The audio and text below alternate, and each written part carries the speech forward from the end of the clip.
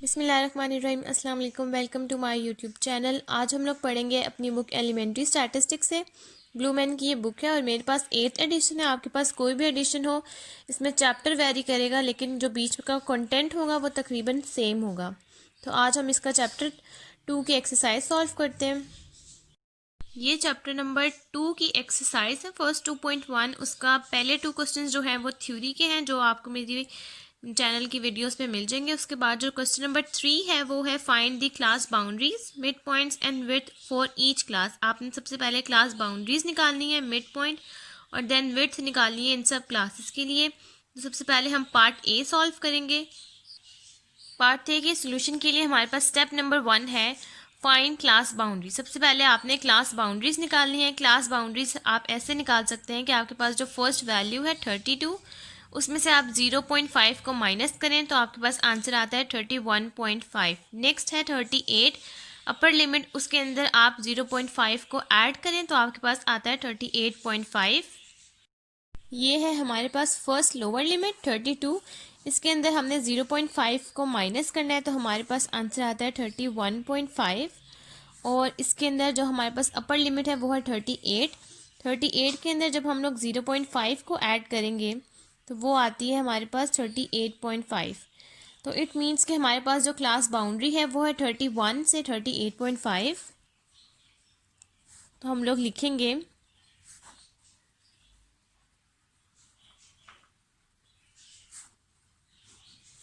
The class boundary of class 32 to 38 is 31.5 to 38.5।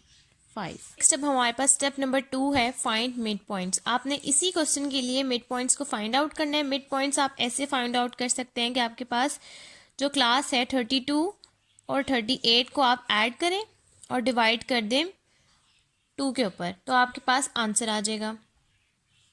हमारे पास answer आया 35। तो हम यहाँ लिखेंगे the mid point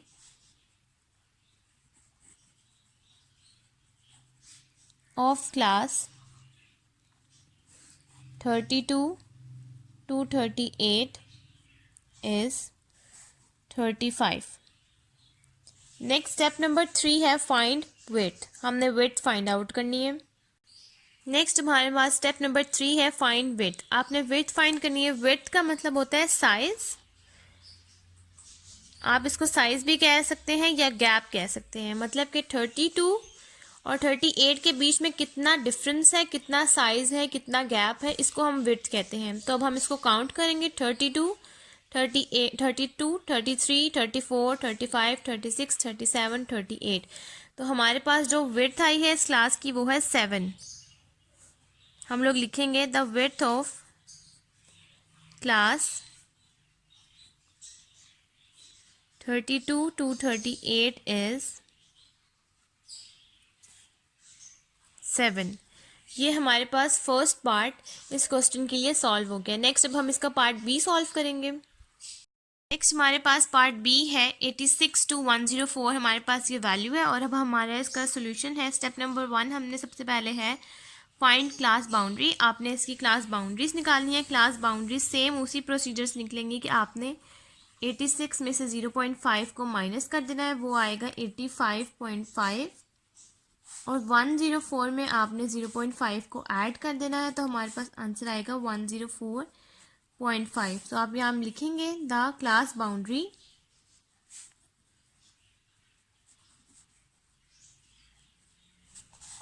of class 86 to 104 is 85.5 to 104.5। Next step number 2 है फाइंड मिड पॉइंट्स। नेक्स्ट अब हमारे पास स्टेप नंबर 2 है फाइंड मिड पॉइंट। आपने इन दोनों के लिए मिड पॉइंट निकालना है। मिड पॉइंट हम ऐसे निकालेंगे कि 86 प्लस 104। फर्स्ट आपने 86 को 104 पे ऐड करना है, देन आपने डिवाइड कर देना है 2 पे, तो हमारे पास आंसर आया है 95। तो अब आपने यहाँ लिखना है the mid point of class 86 to 104 is 95। हमारे पास स्टेप नंबर 3 है फाइंड विड्थ। आपने इन दोनों के बीच के साइज या गैप फाइंड आउट करना है। तो 86 और 104 के बीच की जो वैल्यूज़ हैं आपने वो काउंट कर लेनी है। तो हमारे पास आंसर आया है 19। 86 से 104 तक आपने काउंट कर लेना है। तो जो वैल्यू और या गैप है वो है 19। तो हम यहाँ लिखेंगे the width of class 86 to 104 is 19। ये हमारा पार्ट बी सॉल्व हो गया। नेक्स्ट इसी तरह हम सारे पार्ट्स अपने सॉल्व कर लेंगे। नेक्स्ट हमारे पास पार्ट सी है 895 to 905। इसका सोल्यूशन नंबर 1 स्टेप नंबर 1 है फाइंड क्लास बाउंड्रीज। आपने सबसे पहले क्लास बाउंड्रीज निकालनी है। वो ऐसे निकलेंगी कि आपने 895 में से 0.5 को माइनस कर लेना है। तो आपके पास आंसर आएगा 894.5 और नेक्स्ट 905 में आपने 0.5 ऐड कर लेना है। तो आपके पास आंसर आएगा 905.5। तो आपके पास ये दो क्लास बाउंड्रीज बन जाएगी। नेक्स्ट मिड पॉइंट 895 प्लस 905 को ऐड कर लेना है, 2 पे डिवाइड करना है। तो आपके पास आंसर आएगा 900। नेक्स्ट आपके पास है विड्थ। विड्थ आपके पास ऐसे आएगी कि आपने 895 में से 905 की वैल्यूज़ को काउंट कर लेना है कि उनमें गैप कितना है। तो वो है 11। नेक्स्ट पार्ट डी है 12.5 और 13.5। तो इसका स्टेप नंबर 1 है फाइंड क्लास बाउंड्रीज। 12.5 में से आपने 0.5 को माइनस कर देना है। तो आंसर आएगा 12.25। और नेक्स्ट 13.5 में आपने 0.5 को ऐड कर लेना है। तो आंसर आएगा 13.55। क्लास बाउंड्रीज आ जाएंगी 12.25 से लेकर 13.55 तक। नेक्स्ट स्टेप नंबर 2 है फाइंड मिड पॉइंट्स। वो है 12.5 और 13.5 को ऐड करके 2 पे डिवाइड करना है। तो आंसर आ जाएगा 13। 12.9 जो कि अप्रॉक्सीमेटली इक्वल है 13 के। नेक्स्ट स्टेप नंबर 3 है फाइंड विड्थ। आपने इन दोनों का बीच का गैप निकाल लेना है। तो वो आंसर आएगा हमारे पास 1.3। नेक्स्ट पार्ट ई है 3.18 to 4.96। Next first step number 1 है फाइंड क्लास बाउंड्रीज। 3.18 में आपने 0.5 को माइनस करना है, 3.175। नेक्स्ट 4.96 में आपने 0.5 को ऐड करना है। आंसर आएगा 4.965। नेक्स्ट है क्लास बाउंड्रीज। 3.18 में आपने 4.96 को ऐड करना है, डिवाइड करना है 2 पे। आंसर आ जाएगा 4.07। नेक्स्ट स्टेप नंबर 3 है फाइंड विड्थ। आपने 3.18 से लेकर 4.96 के बीच का गैप या साइज निकाल लेना है। तो वो वैल्यूज़ आपने काउंट कर लेनी है। तो विड्थ आ जाएगी हमारे पास 1.79।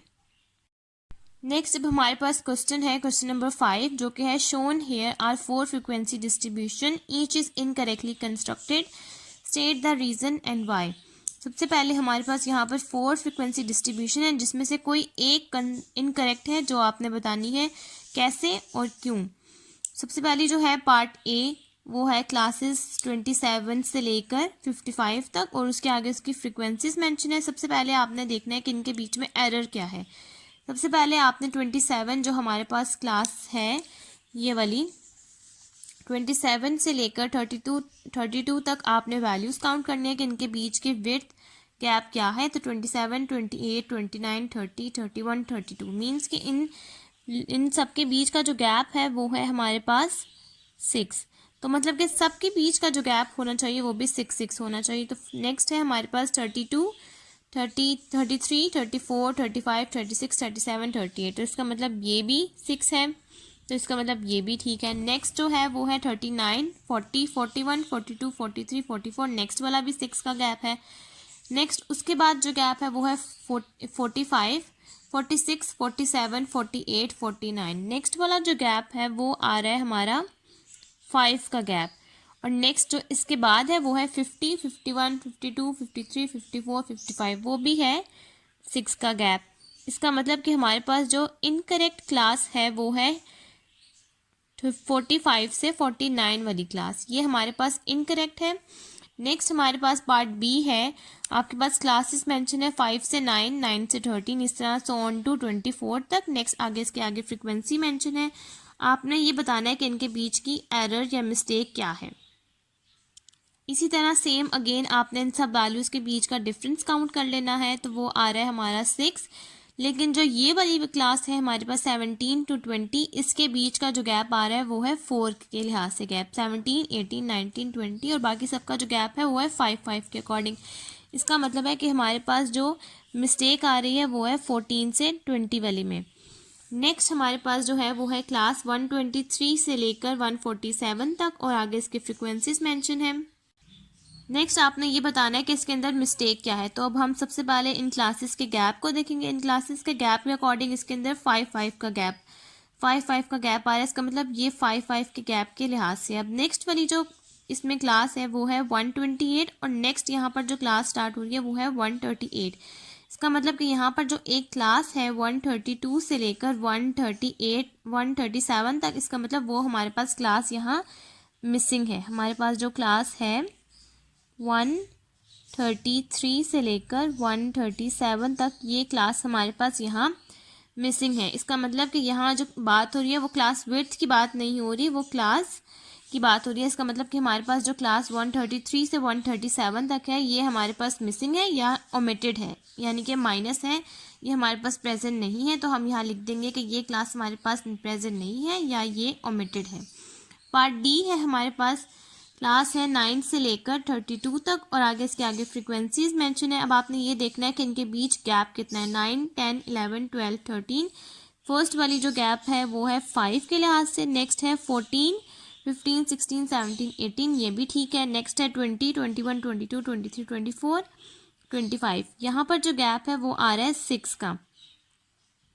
नेक्स्ट है 26, 27, 28, ये 3 का गैप आ रहा है।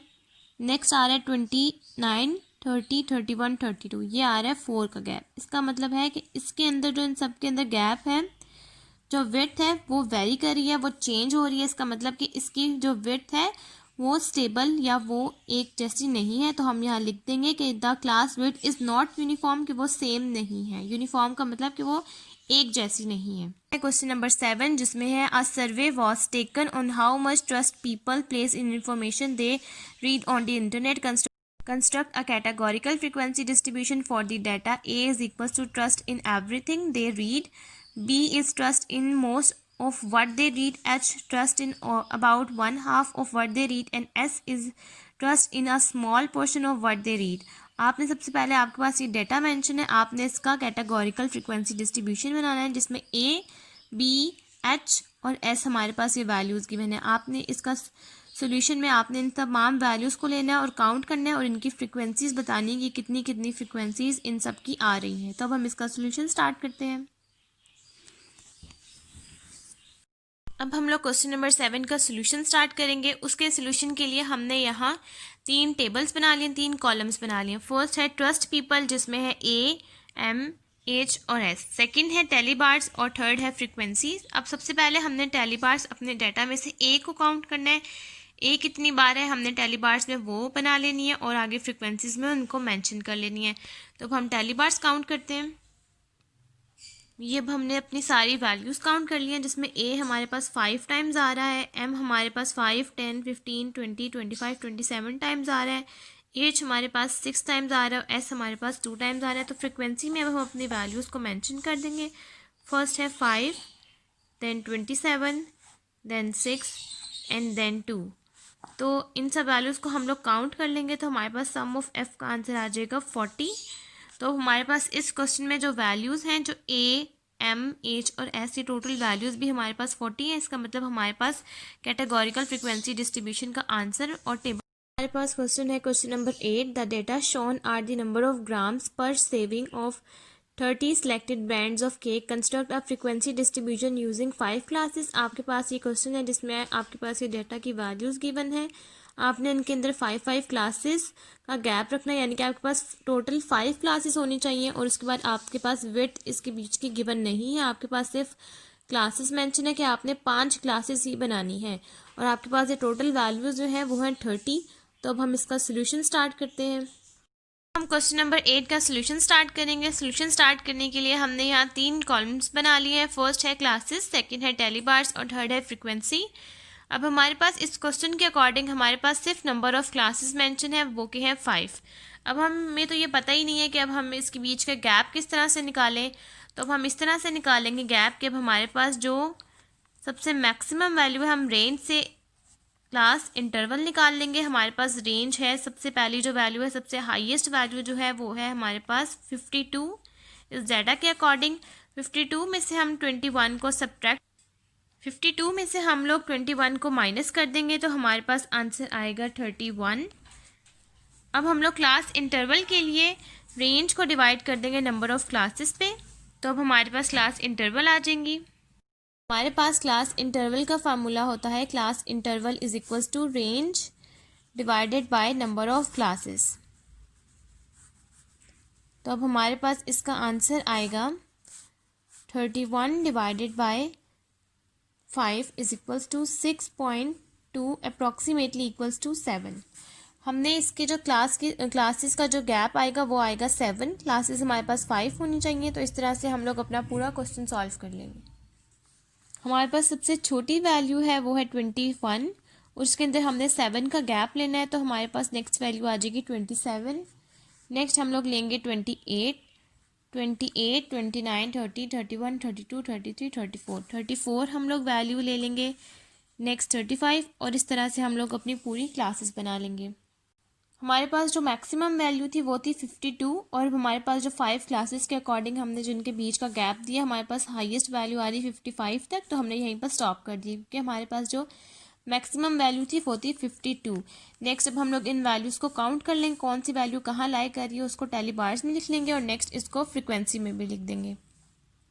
ये अब हमने अपनी टैली बार्स काउंट कर ली हैं, जो जो वैल्यू जहाँ जहाँ लाई कर रही थी हमने वो वहाँ काउंट कर ली। नेक्स्ट अब हम इन वैल्यूज़ को काउंट करके इनको फ्रिक्वेंसी में लिख लेंगे। फर्स्ट हमारे पास जो वैल्यू है वो है 6, नेक्स्ट है 9, देन है 5, देन 7 एंड देन 3। नेक्स्ट इन सब वैल्यूज़ को हम लोग काउंट कर लेंगे और हमारे पास सम ऑफ एफ आना चाहिए 30। इन सब वैल्यूज़ को 6, 9, 5, 7, 3 ये आंसर आ रहा है हमारा 30। और अब हमारे पास जो डाटा में वैल्यूज़ थी वो भी थी 30। इसका मतलब कि हमारे पास सम ऑफ एफ और ये क्वेश्चन बिल्कुल ठीक सॉल्व हुआ है।